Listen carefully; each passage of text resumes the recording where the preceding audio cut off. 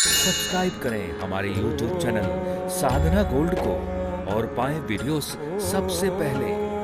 Bell icon दबाना ना भूलें। सबसे ज़्यादा गर्भवती को, नवजात बच्चे को क्यों पकड़ते हैं, और जन्म के बाद बच्चे को भूत से कैसे बचाएं, और जन्म के बाद 21 दिन तक बच्चे को एक क्षण के लिए भी अकेले रूम में क्यों नहीं छोड़ते। राधिका जायसवाल का प्रश्न है, कल भी था, मैंने कहा था शुरू में करना।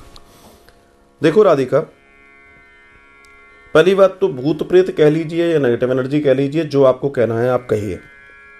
फिर आपने कहा गर्भवती को, नवजात बच्चे को क्यों पकड़ते हैं। आपके प्रश्न का जवाब दे रहा हूं, हालांकि मेरा उत्तर कुछ और होगा, लेकिन आपके प्रश्न का जवाब मैं उस तरीके से दे रहा हूं जिस तरीके का प्रश्न है। जो गर्भवती स्त्री होती है उसका शरीर नाजुक होता है। थोड़ा सा विज्ञान के पुट के साथ में विज्ञान का छौंका लगाते हुए बताने का प्रयास कर रहा हूं। जो गर्भवती स्त्री होती है वो नाजुक होती है, ठीक है, ये आप समझते हैं। और कोई भी नेगेटिव एनर्जी, कोई भी चीज किसी के ऊपर तब हावी होती है जब वो कमजोर होता है, ये भी आपको मालूम है।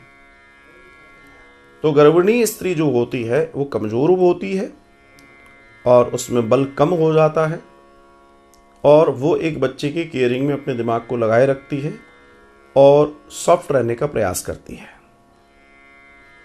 ऐसी स्थिति में किसी भी तरह की नकारात्मक ऊर्जा को उस तक पहुंचने के लिए एक सही माहौल मिल जाता है, और उस सही माहौल का कारण उसके ऊपर उस तरह की एनर्जी काम कर जाती है। फिर आपने लिखा कि नवजात बच्चे के साथ भी होता है, जाहिर सी बात है वो भी कमजोर है, तो ऐसी स्थिति में ऐसा होता है। फिर आपने लिखा है कि जन्म के बाद 21 दिन तक बच्चे को एक क्षण के लिए भी अकेले रूम में क्यों नहीं छोड़ते। उसका भी एक कारण है, समझिए।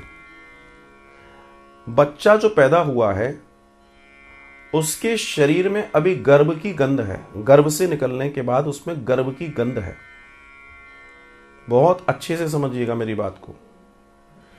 गर्भ की गंध होने के वजह से सबसे पहले ये समझें कि छोटे जानवर जैसे चूहा, बिल्ली, कुत्ता, चींटा, चींटी, इस तरह के जो जीव जंतु हैं वो इस सुगंध के आसपास, इस दुर्गंध के आसपास पहले पहुंचते हैं।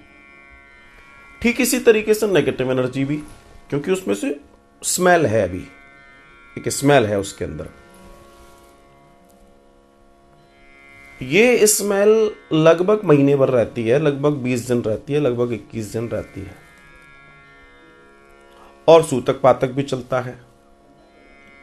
तो ऐसी स्थिति में आप उसको अकेले छोड़ देंगे तो उस स्मेल से उसके ऊपर चींटियां इकट्ठी हो सकती हैं, चींटे इकट्ठे, चूहा काट सकता है, क्योंकि उसकी जो नाल होती है, जो उसकी नाभि में जो नाल निकली होती है वो भी कच्ची होती है।